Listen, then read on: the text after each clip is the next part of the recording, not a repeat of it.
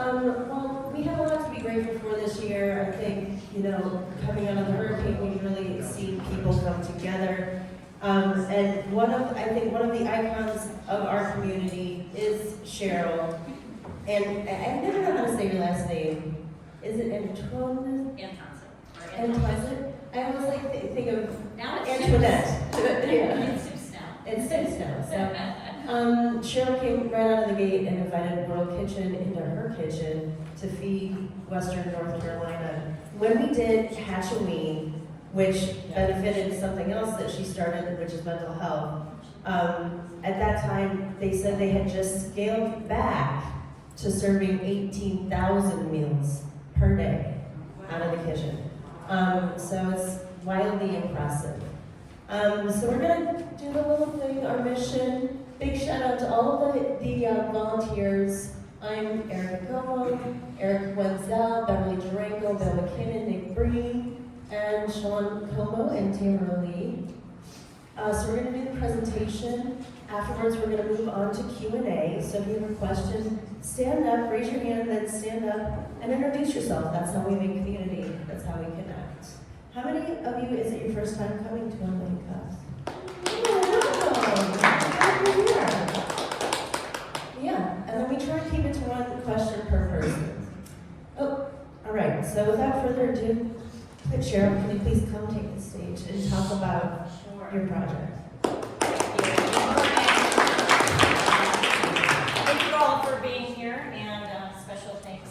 Erica and Sean have been huge supporters of Bears and a lot of our endeavors, so thanks for asking me to come out and present today.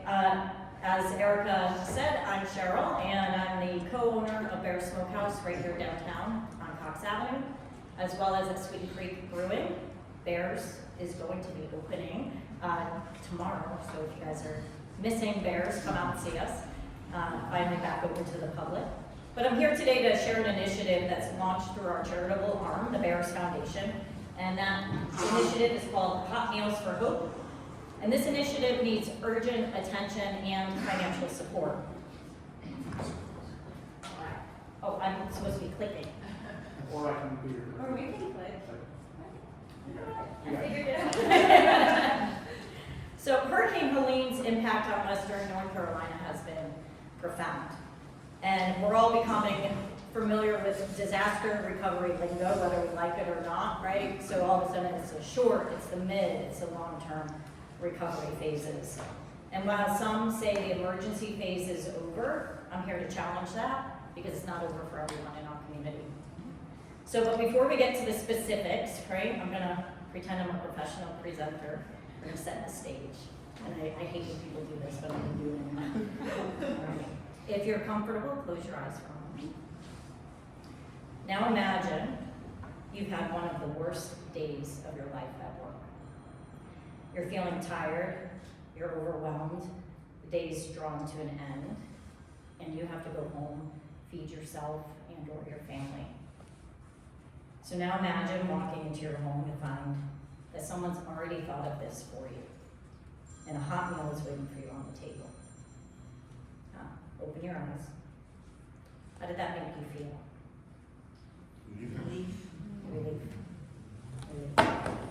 So that's what we've been doing at Bear Smokehouse in partnership with World Central Kitchen since the Hurricane Helene happened.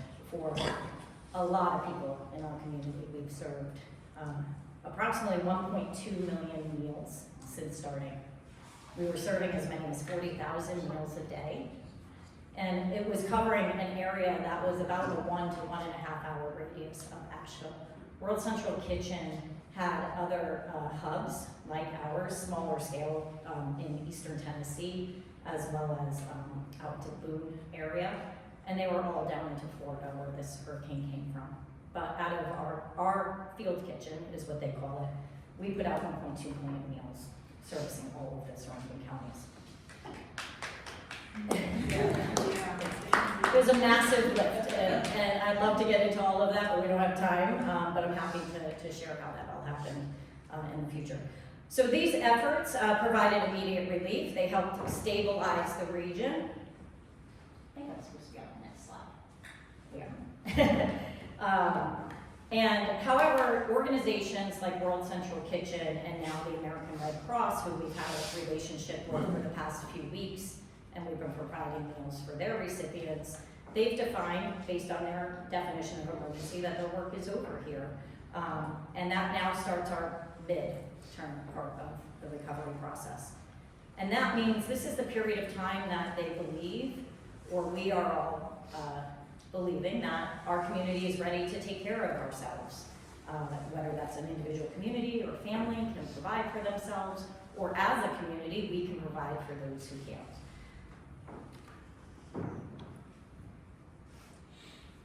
So the mission of Hot Meals for Hope is to bridge the gap between emergency relief and sustainable community-based solutions.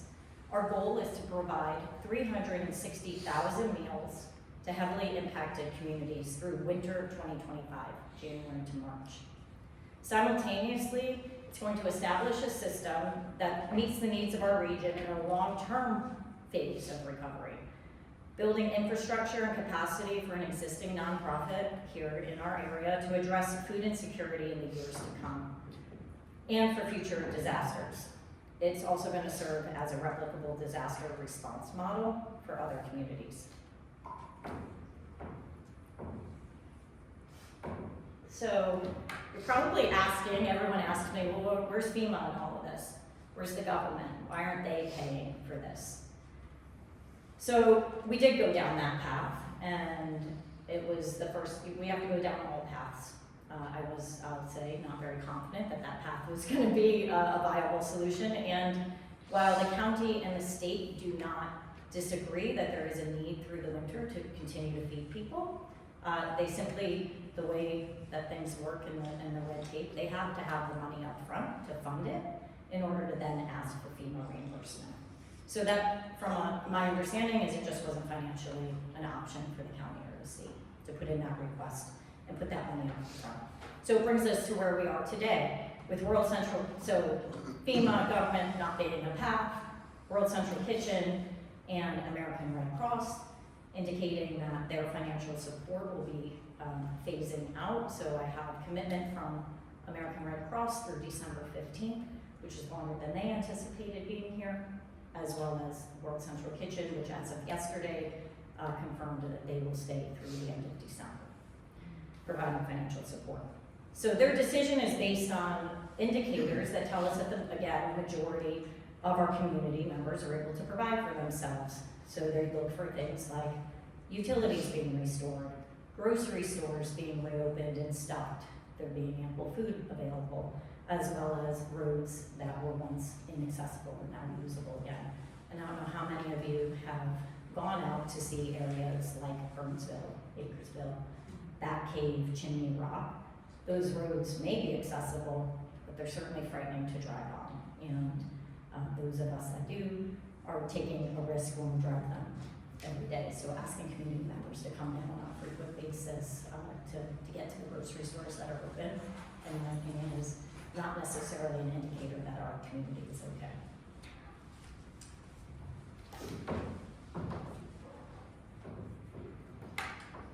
So, what's that say?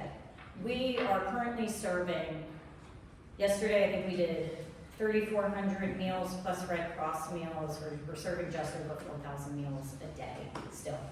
And this is only one hot meal. This isn't lunching and dinner. This is just one hot meal to people in the area. They're reliant on our hot meals, and the need is expected to persist through the winter months, if not increase, and we can talk about that a little bit. So that folks ask me, I'm just trying to give you some basis to how this whole proposal came together and the thought process behind it, but is this convenience feeding, right? Are people just going out and getting a free meal because it's available to them? Are we feeding people that were already in the system, right? We're unhoused or in low-income situations that needed food assistance anyway, pre-Helene. And I'm sure some of that is happening.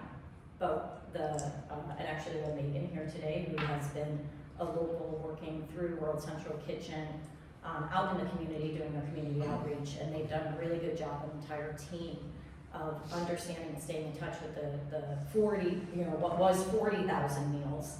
With each of those, there were about 300 different sites that we were delivering to at peak.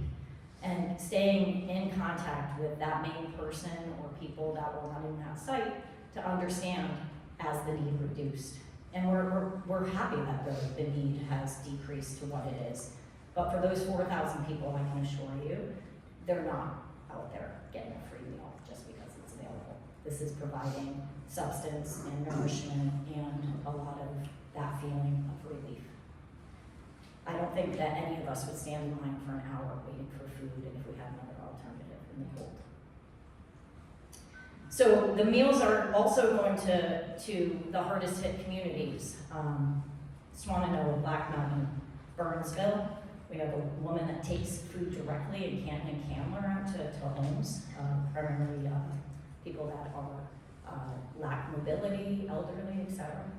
And a big majority is about 1,400 people that are staying in FEMA shelters in hotels. There's 16 hotels in the Asheville area that we provide meals to every day. That's not all of the FEMA shelter. It's an interesting way that works. That's only hitting about 40%, I believe, and Megan, you could tell me, right? So there are more hotels than that. There's probably about 4,000 people in the area staying in FEMA shelters, but the hotels have to opt in to allow us to bring food into their hotels and feed those folks. So you may get a FEMA voucher that gives you a stay for 30 days or however that works, but you're not getting any food assistance. We're very fortunate that 16 of these hotels are allowing us to bring food in every day. And what's been sitting more so in the back of my mind since probably about the second week of October when I made my way down to Schumann Volunteer, which is in Broad River, if you guys are familiar, outside of kind of Bat Cave, you can get there through Old Fort. It was an area that the first week we were bringing in by helicopter, and I was, privileged enough in a sense, and also feel incredibly, it strikes me that I went up in a helicopter to bring people food, right? And I have that experience. That's not an experience I think any of us ever want to have, but it also gave me a lot of insight into these communities and what they were experiencing. You could see it literally from a bird's eye view. And so once roads were accessible, I made my way down to Schumann and met the fire chief who came running through the field when the helicopter came. We dropped the food out into the grass. We took off, and you saw him running to grab our black containers of food to come back to his community. And it struck me as he was getting generators airdropped in that he was preparing for winter, and this was going to be a real issue. It's just going to be one significant weather event away from areas like that potentially being inaccessible again. We do know that utilities, and I'm not trying to evoke fear, I'm just stating the facts, and why this is such an important initiative. We know that our electric poles and such, they're temporary fixes right now. We're fortunate. I spent many days volunteering out in Bat Cave and Chimney Rock area, and those poles are set, but they're not going to work on that until spring, right? So it's just one significant weather event away. And we have other things that could happen over the winter. Beyond meeting our immediate needs, we're going to see increased employment. I think I read this morning, it's up to like 9%. It's a huge amount of unemployment. Again, a loss of utilities. But also we have a long-term recovery ahead of us. So we know how it feels to be unprepared. We felt that at the end of September. I think this entire community felt unprepared for what occurred. And as a community, we cannot afford to be caught off guard again. For 4,000 people that receive our meals from us daily, I believe we have an obligation to be prepared and to help them. Preparation now is going to ensure our resilience. So it's no brainer, right? To me, I have someone helping me to put together a marketing video, and he was like, we're a community, and he lives here, and he's like, we're a community, we're not letting our people go hungry, like that, end of story. So, but also, we have this immediate need, January to March, that I feel like is our really, really most vulnerable time, but then we have to think about that longer term recovery. So Hot Meals for Hope, it addresses both of those, and what we're planning to do with the money, and we'll go over the budget, is fund a dedicated commercial kitchen for meal production. We'll have equipment like our smokers. One of the reasons that we were able to respond and scale up to 40,000 meals is because Bears is used to providing mass volume with our smokers.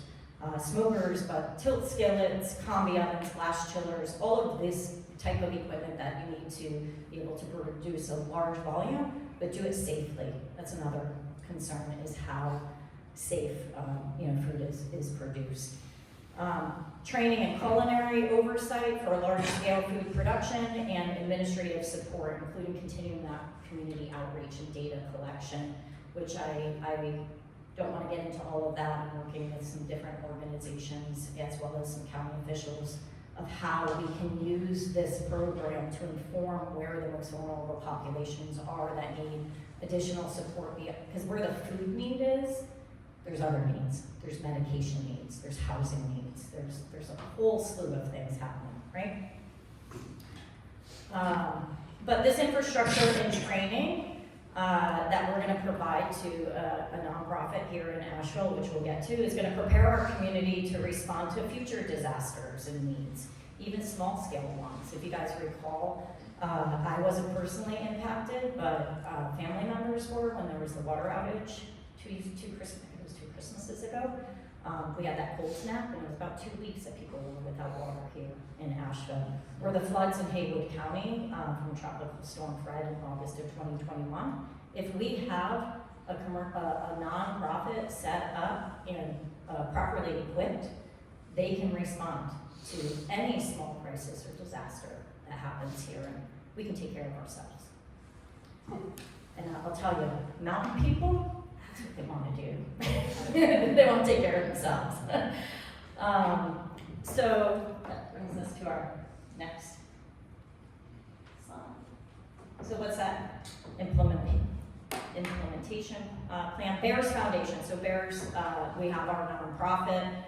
We'll be providing this training and logistical support for our identified nonprofit, which is Equal Plates Project. If you guys are familiar with Equal Plates, we actually have Maddie here, their executive director, joining us.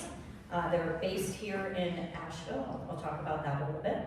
But Equal Plates will actually manage the daily operations, including the staffing, the meal planning, and the delivery and preparation and delivery of meals. So how did I come to, because I do take things pretty serious, we gotta make sure that this is a well-vetted plan. If I'm gonna put my name on something, I'm gonna make sure I've done my homework. So how did it get to Equal Plates Project? And there's a number of food organizations in the area, and we've had a lot of conversation with many of them. And Equal Plates met a lot of the criteria that I felt was necessary for a sustainable solution. So they are an established 501c3. They have a proven track record. They were established in 2020 in response to COVID, and they currently operate out of 2 church kitchens here in downtown Asheville. I had the pleasure of touring them both yesterday, and I think one is maybe a very viable solution for building out and outfitting. Otherwise, we have looked at some other commercial kitchen spaces. They're providing, or they are providing locally sourced, a lot of times from farms, made from scratch meals for low-income individuals and families, taken from their website. Something that Maddie told me, they initially focused on supporting local farmers and providing meals to homebound seniors in public housing, but they quickly grew into a mission-driven nonprofit committed to strengthening our local food system and addressing food insecurity. The other part was that they have a proven regional track record. So Hurricane Helene impacted more than just Buncombe County, and because Asheville has the most resources, we do have with Swanage and Black Mountain one of the most impacted areas. we already concentrate a lot here on Buncombe County, but it is important because our footprint of meals goes out into the other counties in Western North Carolina, that Equal Plates Project is committed to serving that greater region. And they already do that. Maddie could tell you more about it through the HOP program, which is the Healthy Opportunities, which has a connection to Medicaid recipients. So they produce meals daily for people through that program. They have one of the biggest things, and we're seeing this happen now, as recipients, that's what we call people that are receiving our food, as recipients are falling off or discontinuing having our meals brought to them, there's a big question mark to me. Why? Because I can tell you in that cave, there's probably still people out there that need meals and we're not bringing them. The volunteers that were out there initially getting food out to folks, so we would bring food in large trays, say to a community center or a church, and then folks would either show up and they would they would portion the meals at that point, or volunteers would portion, and like Beverly out in Candler, Canton area, goes door to door with a team of volunteers from there. When you're relying on just volunteers, those volunteers have other lives and they're not reliable necessarily as other life things come into play for them. So having a sustainable staffing and a diversified funding, not just relying on food donations. One of the things people, I'm actually like scared that people are like, let me just send you a truckload of sweet potatoes. No, please don't send us a truckload of sweet potatoes, because in order to produce this many meals, we have to have all of the ingredients to produce chili or produce collards and be able to do that efficiently. So while food donations are great on a smaller scale, when you're dealing with large operations and large volumes like this, you have to stay on a rigid meal plan. And that means you have to source and buy your own products. So when you rely just on food donations, you're just getting whatever gets sent to you, and that's not a sustainable solution. But also their board is committed to meeting the needs of our region. They're here, they're permanent, they're committed, and that's really important to me. There are other organizations, Mercy Chefs is one that came in like a World Central Kitchen, and I have not heard anything recently, but they were looking to stay longer, 6-18 months, and that sounds wonderful, maybe of something like that, but they're also, again, not that long-term solution for us, for our community. All right, so what's this gonna cost us? And I always go high. We could probably negotiate, get a few things, maybe some in-kind donations here and there, but if we had to pay for this, full up, I've broken it into two parts. We've got our mid-term winter meals. So, let's get this mid-project done. January to March, 360,000 meals. That's gonna cost us about $4.59 each to produce. That's a little bit lower than what we're producing at right now, but I think we've got some options. But that's including food costs, hourly labor, culinary and administrative support, and basic overhead of rent, utilities, and insurance, so about $1.6 million. But then we've got our long-term stabilization, which I'm saying, let's give Equal Plates Project 1 year of runway, right? Let's give them all of next year to get on their feet and not have to think about paying for some of their basic expenses. Let's get their equipment, their construction, and provide them with, again, that culinary training, support, and that community outreach person. That comes at the tune of $459,900. That sounds pretty reasonable to me. I've built out a lot of restaurants, and that's a really good number. So total project $2.1 million. How can you support us? Because that's what Erica says. Come, give your pitch. Tell people how can you help. Well, the biggest way that you can help is make us connections to any potential donors, anybody that you think has an appetite, and we can, maybe they want to give $50,000, $5,000, it doesn't matter. If they wanna write the whole check for 2.1, we'll give them a barbecue experience of their life, right? Connections, I have a video that's being made by, you guys may be familiar with him, I don't remember his last name, but his name is Dave from Fiasco Media, was helping out. He's almost done with it. That is hopefully gonna be very compelling to people to want to give. And so getting this out, I think we need to have a big social media push behind it. We've started it some, but getting this into the hands of a few celebrities, or, you know, if you'd like to support us financially, great, otherwise just help us spread the word. So if you guys have, it's a small community, and it's crazy how we're probably only 1 or 2 people away from somebody of influence. And then looking for our social media, which is at Linked for Life. I didn't put that up there, but at my own personal social media, or at theirs, Asheville social media. We're putting out, we have a GoFundMe link started. We really just put that out the other day. As of this morning, I think we have about $5,600, which not bad. So if you could share that. And then, of course, if you'd like to donate, probably not supposed to solicit donations, but I'm going to solicit donations.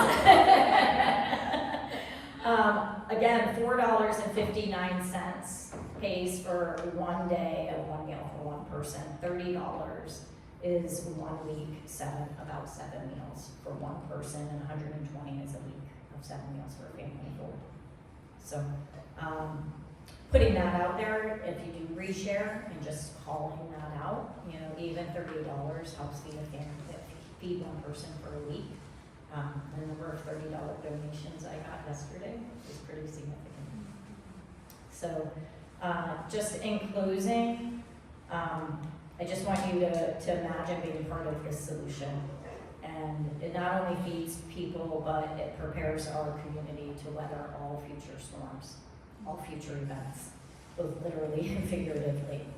And I really want to make sure, one of the biggest things that Linked for Life, which is, so it's Bears Foundation, and we want an initiative called Linked for Life, and it's really about building connection and support systems before crisis starts, so that you're able to respond quicker and better, whether that's in your personal life, in your community, or in a larger scale like this. It's very validating. When those first few weeks, it felt a little surreal, and everything felt together. Bears was here. We have our property was untouched. We had electricity. We had a connection to World Central Kitchen for our past volunteer efforts with them. We knew how to produce at large scale, and we had a belief that connection is what gets communities through. So I just ask for your support in this. Tell everybody we do not want anyone in the mountains to go hungry this winter. Let's put our hands together.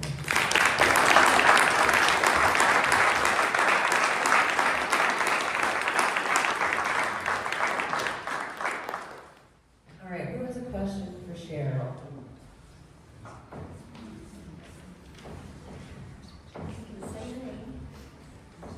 Hi, Cheryl. My name is Aaron Fabian. When you're talking about the sustainable kitchen infrastructure, what happens between disasters at that site? Is that being used for the place where every charity stuff? Or Sure. So yes. So Equal Plates would continue to provide the meals that they do. They have some constraints on the number of meals that they can produce even within their normal recipients through Medicaid. So we anticipate that pressure on our food system is going to increase as a result of this. So this is going to set them up to be able to take on more recipients and just on normal operations. Yes. questions?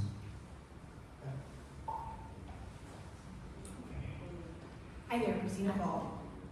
When you were looking at, just curious about building out this brand new model in the nonprofit world, when you were looking at building the financial model for nonprofit as opposed to your restaurant businesses, is there anything surprising that you learned? Anything surprising about how the two function differently? I'm sorry, I'm not tracking on the question Yeah. entirely. So, From the budget standpoint? from the budget standpoint, it sounds like you did a lot of due diligence on what it would take to stand up this operation financially. Mhm. So I'm curious, was there anything surprising about the nonprofit space? Well, I think that they have an existing, so this isn't starting from ground up. So when I say I understand the cost of building something from literally the ground up, that's one piece, is they already have that infrastructure. They can rely on some volunteer, they're gonna have some volunteers. Any nonprofit's always gonna have some base of volunteers that can help. So like, example Maddie had given me was when we talked about the delivery aspect, you're gonna have some delivery drivers that are paid. Even here with World Central Kitchen, that's what we're doing, so that we ensure, but you can supplement with volunteers, which is if anybody runs their own business, you understand how much labor is. And the other thing is we are able to ask for, like a for-profit business, we're able to ask for some in-kind donations. So whether or not we can get, I know I've already got a commitment from Performance Food Group, PFG, who's our Bears food purveyor, that they will extend Bears contracted pricing, which was extended through World Central Kitchen. It actually is pretty close to Bears numbers anyway, because we're a big purchaser from them, but they are willing to extend our pricing to equal plates. Fantastic, thank you. Good morning. Good morning.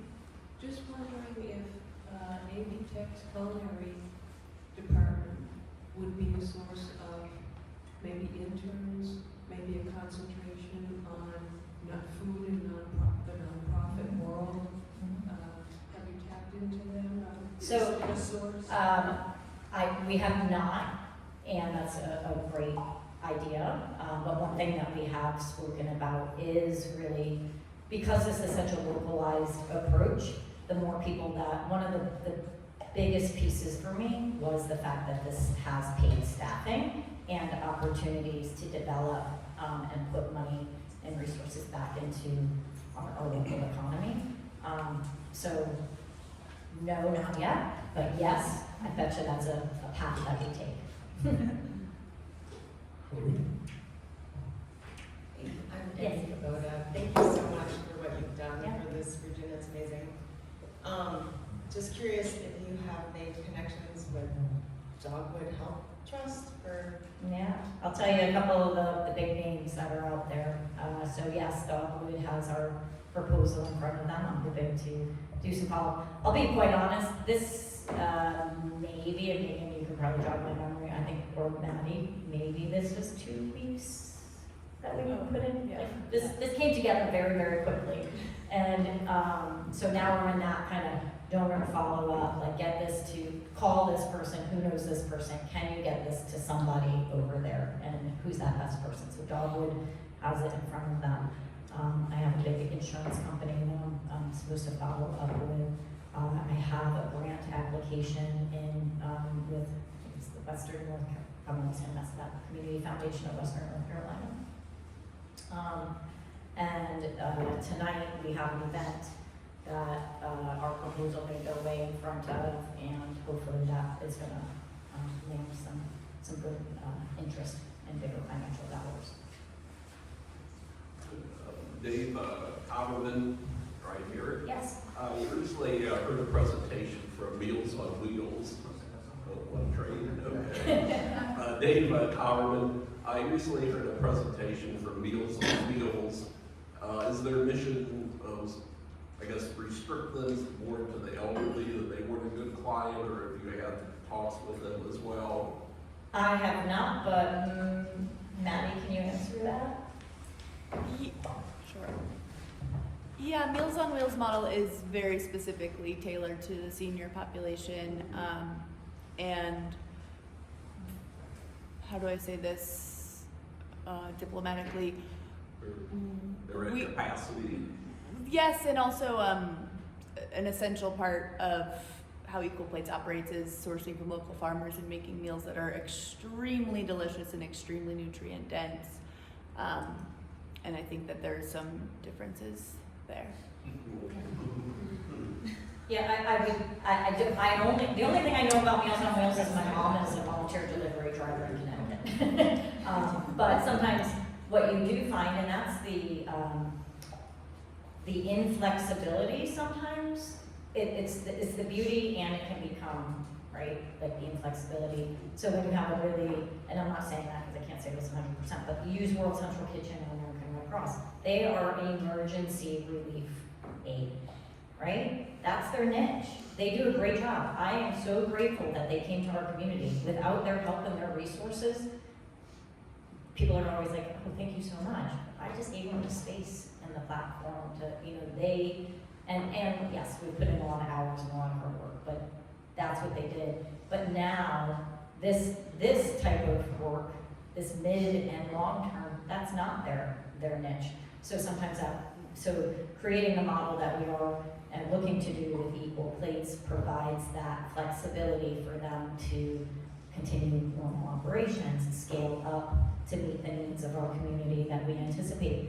In talking, it is a scary thought, and I'm also challenged by it that recoveries take as long as they do post natural disasters. People talking in the 8 to 10 year range. I'm sure we are going to feel the impact in certain areas. It's going to get better. It already is better, but we need to be able to respond and keep this energy that we have created up this community going, so that we are through this. I would say, screw that statistic. Let's get through this faster, right? And that means getting smarter and coming together quicker. Matt's question. Two parts. First, just want to say thank you. I'm Jonathan Ross. I'm part owner of the building down in Biltmore Village, which was flooded. We had 11 feet. Yeah. But more importantly, my brother runs Falcon Construction. Ah, David. And so all of those people down there, we had 400 meals a day for a good month and a half. And now it's went down to 300, 200, 100. Now we're at 25. Right. Just for the people who are committed to staying there. Yes. So how do you manage these wild swings and the number of people that you're feeding and coordinate with these people that are picking up food? It's been a massive undertaking, and we had multiple. So there's the culinary side and the kitchen that's producing, and we run it like our restaurant, and it's like a massive catering operation. And so instead of having typically you have like a catering sales coordinator, we have community outreach folks that are out talking, and they know they need to get numbers in back to our distribution team that's sitting there on their computers. And at one time, that distribution team was like 6 or 8 people with a hotline and a phone, and then that's now pared down. And as of the other day, we're down to 1 distribution person that can handle all of the orders. And we're down to just a few community outreach folks because the numbers have gone down. But it's just that constant communication back, getting it into a nice spreadsheet, and then calling the numbers by 3 o'clock. And it takes a lot of relationship, I will say that, because we have been able to leverage, and I can't speak more highly of PFG, and the fact that we've had a very strong relationship, not necessarily with PFG, we are becoming their customer, and we're set to become their customer. Sorry, sister, to say this on January 1st. But the sales rep that left Cisco to go to PFG was with us for years in Connecticut. And I said, I will follow that man wherever he goes. And when I needed something and we needed to be able to place orders that came in daily, despite everything else going, they made it happen. And it's not without those types of relationships of being able to call upon people that you've formed these connections with. And they called me the other day these are people in Connecticut that are helping to make it happen. And here with our local PFG reps. But I'm using that as an example. But they called me the other day, and they they found out one of their executive directors, a regional vice president, lives here in Asheville, and I knew that was impacted in a pretty significant way. So they have an even greater sense of responsibility to us. All right, let's put our names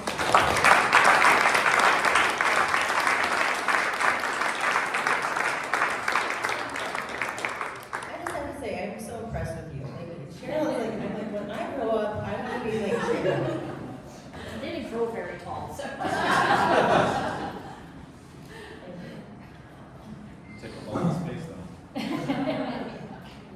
Refresh button.